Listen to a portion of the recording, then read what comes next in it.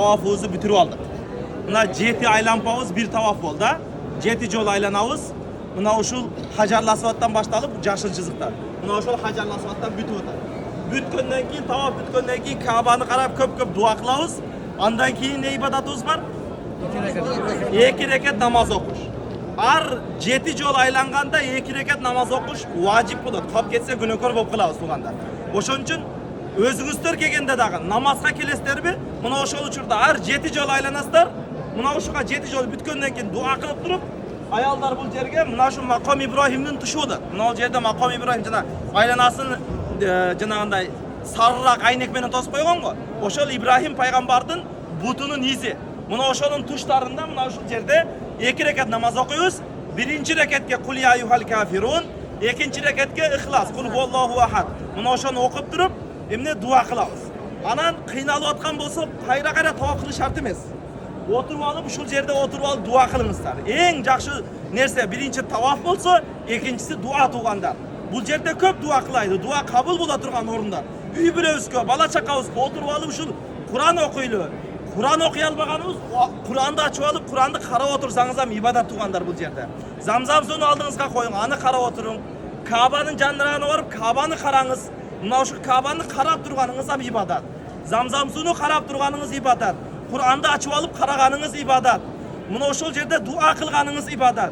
Анан кудретибиз жеткенде дам алып алып туруп, андан кийин дагы бир тавафты бүтүрүп, ар тавафты ар кимге багыштай беребиз. Мына ушул тавафтын сообу дагы мына ошол умранын сообундай сооп болот туугандар.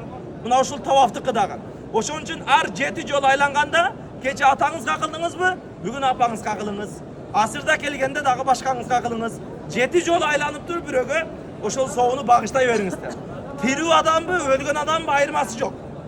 Багыштасаңыздар сообу жазыла берет. Тирикке да жазыла берет, өлгөнгө да жазыла берет туугандар. Ошон үчүн баягы гостиницада көп убакыт өткөзүштүн кереги жок. Ар намазга келгенде ушул жерде 7 жол айланабыз. Таваф бүткөндөн кийин 2 рекет намаз окуйбуз. Анын аркасынан мына ушундай эмне дуаны кылып, бирөөгө багыштап, Куран окуп, ушул жерде көбүрөөк убакыт өткөзгөнгө аракет кыла берели туугандар. Түшүнүктүүбү? Мынандай общий келгенде көрөтабыз. Бирөөбүз алсызыраакпыз, бирөөбүз көбүрөөк кылабыз. Общий алып келе берсем кыйналып калат экенбиз. Ошон үчүн ар намазда өзүңүздөр келип, билиңиздер, кайсыл бурчта атайын көрсөтүп айтып аттым. Китепти карап туруп, кайсыл бурчта кайсыл дуа. Мына ошолорду утуру дуаны кылып айлана бересиздер.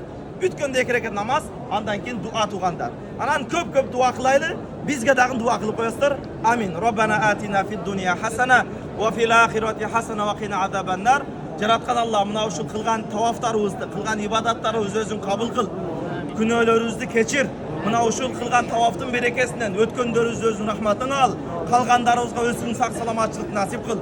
Эки дүйнө бизге бактылык насип кыл. Кыяматта махшар майданына барганда, кыяматта мына ушундай махшардын ысыгында, махшардын кыйынчылыгында өзүң кулум, пайгамбарым, үммөтүм десин. Кыяматта бизди шерменде кылба. Эки дүйнө бизди шерменде кылба. Бизди кабыр азабынан, тозок азабынан, көр азабынан өзүң сактай көр. Роббана атина фид дуния хасана ва фил ахирати хасана ва кина азабаннар би рахматика я архамар рахим.